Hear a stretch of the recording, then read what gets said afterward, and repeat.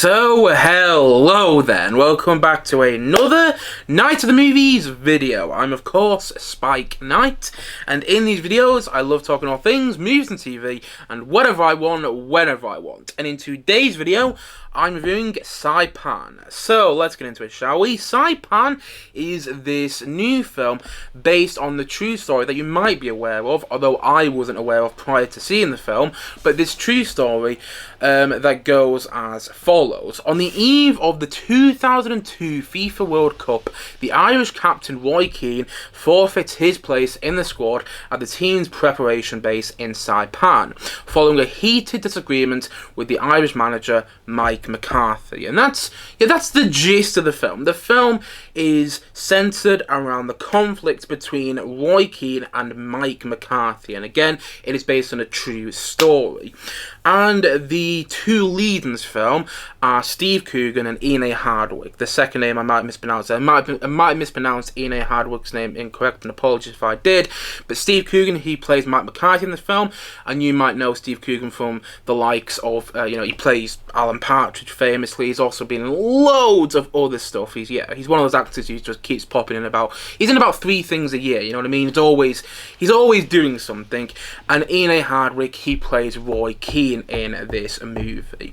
And this film is directed by Glenn Leyburn and Lisa Barras-Deser, two filmmakers that I thought I was unfamiliar with, until I looked up their filmography and I realised, oh, they also, together, they directed Good Vibrations, which I think is a wonderful film, all about the guy who got the song Teenage Kicks on the radio. You know, Teenage Kicks are hard to be. I mean, I can't sing Save My Life, but you get the point I'm making. I think Good Vibrations was a wonderful film, and this is their latest film. And that doesn't surprise me because I can see some similarities in their directing in this film, Saipan, to their directing in Good Vibrations. But anyway, get the point I'm making. This film is directed by Glenn Leyburn, Lisa Barras-Deser, and it stars Steve Coogan and Ine Hardwick in the lead roles.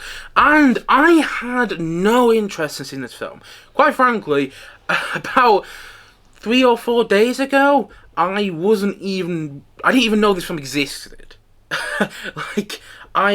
It completely slipped under my radar. And then it was about 3 or 4 days ago that someone said to me, "Do you want to go and watch this film?" I was like, I've never heard of it. What's it about? And then they said, "Oh, it's based on a true story." And I went, "Okay, don't tell me what's about then, because I don't want to know the true story. I want to be surprised by the true story whilst I'm watching the film." I kind of like that. You know, that's how I experienced Apollo 13 for the first time. I didn't know the true story of Apollo 13. Then I watched the film directed by Ron Howard, and I was like, wow! I was so much more into it because I didn't know what happened. And I was kind of hoping to have the same sort of experience watching this film, to see if it worked with somebody like me who didn't know anything about the true story. And so, yeah, I didn't really think I was going to watch this film, and then I did end up going watching this movie. Again, didn't have much interest in it. I hadn't seen the trailers. I heard Steve Coogan was in it after I decided that I was going to go and watch the film, but that was about it. That was like the only thing I knew going into the film, watching it at the cinema yesterday. And here's the thing. I'm somebody who has no interest in football. I know knowledge as well of the true story this film is based on, as I've already said. But you know what? This film was thoroughly entertaining. It's not without its flaws. I do think, in part, it could have been better. It's perhaps not as deep. It doesn't go as deep as you might think it could, and it didn't move me emotionally. And perhaps it didn't move me emotionally because I don't have that much invested in football. I can imagine somebody watching this film who was around when this was all going on in the early 2000s, and watching this film and having that deep connection to it. You know, somebody who had a deep connection in the topic at hand when it was taking place in the early 2000s, and watching this film and those feelings, you know, come back, if you follow me. I can imagine somebody who has a lot invested in this story really getting moved by this film, but I personally wasn't. That being said, this film I found to be really enjoyable to watch, and I'm kind of shocked that I did, because again, I have no interest in football unless it's the World Cup or the Euros and England are doing well. I have no interest in football whatsoever. I could not care less about the sport. But I like it when a film gets you interested in a subject matter you have no interest in. You know, The Social Network did that for me. I watched The Social Network. That's a film all about the creation of Facebook. Sounds boring on the surface. It is a thrilling film. And I'm not saying this film is as good as The Social Network, not in my opinion. But what it does is it gets you interested in a subject matter that you, like me, might not have any interest in, or didn't know about, should I say, or didn't know about prior to seeing the film. I got engaged in the narrative quite early on, and I cared about what was happening. And I also think that was the case because of the lead two performances, which are very convincing. I mean, like I said, I've seen Steve Coogan about a million things. I'm a big Alan Partridge fan, and so when I watch him in something, I still sometimes, he was in a film last year, The Penguin Lessons, which I thought was a good film, you know, it was okay. I watched him in that last year, and a part of me when I was watching, I was like, I couldn't get past the fact that I felt like I was watching Alan Partridge at times, you know what I mean? Not that he was leaning into the Alan Partridge performance, but you get what I'm saying. And in this film, I didn't really get that. Again, I don't really know anything about Mike McCarthy, the real-life person that Steve Coogan is playing in this film, but I never felt like I was watching Steve Coogan, which was a really weird thing to come out of this film and go, oh yeah, that was Steve Coogan, and I didn't feel like I was watching Steve Coogan.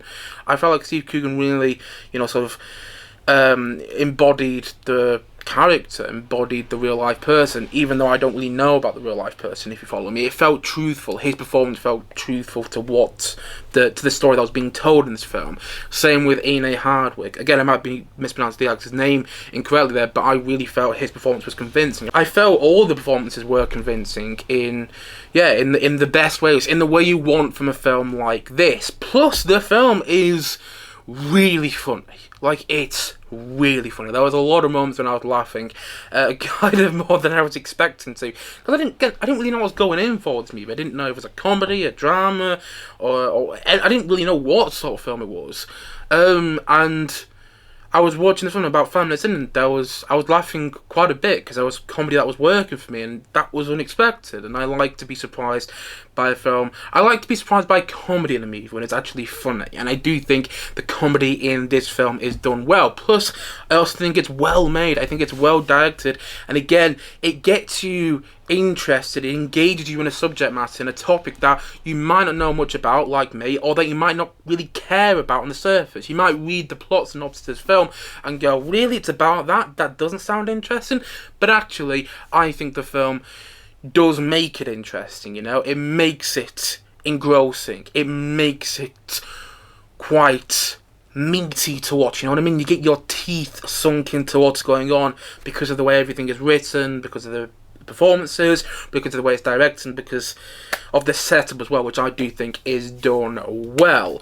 And here's the funny thing, this is kind of the film I was hoping Giant would be, that came out a couple of weeks ago now. I didn't review Giant on this channel for various reasons, but I did see it last week, and I thought Giant was okay. I didn't dislike that movie, but the best scene in Giant, and if you don't know what Giant is about, by the way, I should have said that, it's about Naz, the boxer, and the relation with his manager. What's his manager's name here? I forgot at the top of my head, but I've got it on the computer screen. His manager, Brendan Ingle, played by Pierce Brosnan in that movie. You know, that's what Giant is about. It's about the relationship between Naz, the boxer, who's quite a famous boxer, and Brendan Ingle, who was his manager. And again, that film was okay. I didn't dislike it, but the best scene in that movie was the ending, without giving too much away. And I kind of wished that the rest of Giants was just like that final scene. Whilst the big confrontation scene in this movie that the whole film was kind of building up to between Roy Keane and Mike McCarthy is as good as the rest of the film. And I was watching this movie, and even though they are two different movies with two different narratives, I was watching this film thinking, this is what Giant should have been. You know what I mean? This is what I kind of wanted from Giant. I wanted to be so much more engaged in Giant, and I wasn't. But I did have that engagement with Saipan in a way that was genuinely surprising to me. Again, as somebody who has almost no interest in football at all, I cared about what was going on, and I think that is a big plus when it comes to this movie. And one last thing, there's some great needle drops in this film. This film has a fantastic soundtrack, especially when it starts off with Oasis, and I was like, okay, yeah, I get what you're doing here. And well, the great thing about the soundtrack to this film, and I love it when movies have a great soundtrack and they do this, is when the soundtrack helps tell the narrative without dialogue, if you follow me. Like, the soundtrack is actually telling you something in itself. The songs in the soundtrack, the needle drops, actually telling you something themselves without the characters doing so, if you follow me. And I do think that is done well. I love the music of the movie. Loved it. So yes, I thoroughly enjoyed Saipan. It's not without its flaws, and you're not gonna come away from this film going, wow, that's completely what my world. But you know what? You might come away from this film thinking, I was thoroughly entertained by that. I was, really into it whilst it was on. And the film's only, just over 90 minutes. I think it's an hour and 31 minutes, and it flew by to the point that by the time the film ended, I was like, that was 90 minutes. Wow, that just went by in a flash. I mean, sometimes I watch a 90-minute film and it feels like 90 minutes. This film did not. Flew by just like that, and that's another reason I liked it so much. And again, it got me interested in a topic that I knew nothing about, and quite frankly, if I heard what the film was about prior to seeing it, I probably wouldn't have cared about this subject matter, but the film made me care.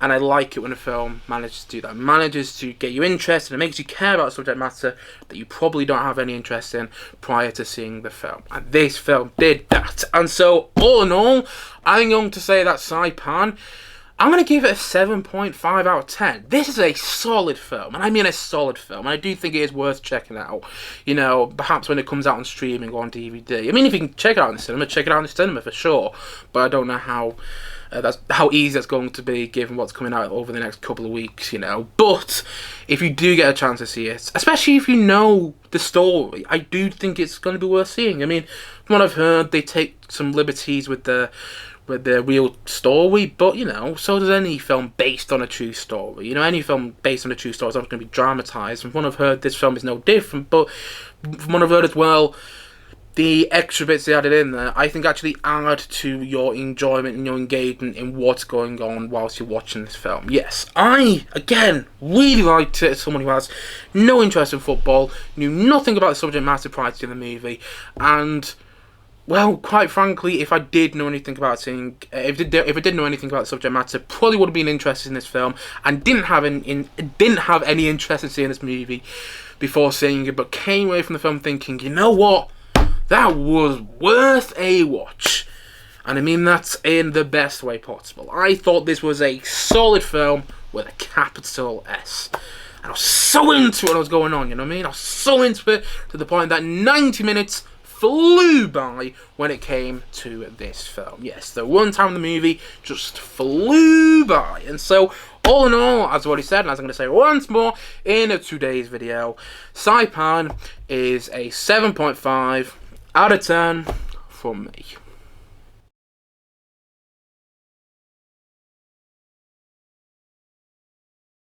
Anyway guys, that's it for today's video. If you have seen Saipan, please let me know your thoughts on the film in the comment section below. And as always, thanks for watching this video today. And if you haven't yet, please do click down below and like and subscribe on this video. And look forward to many more videos coming very, very soon on this channel. As I already said, thank you so much for watching this video today. And I will see you guys again soon. But bye for now.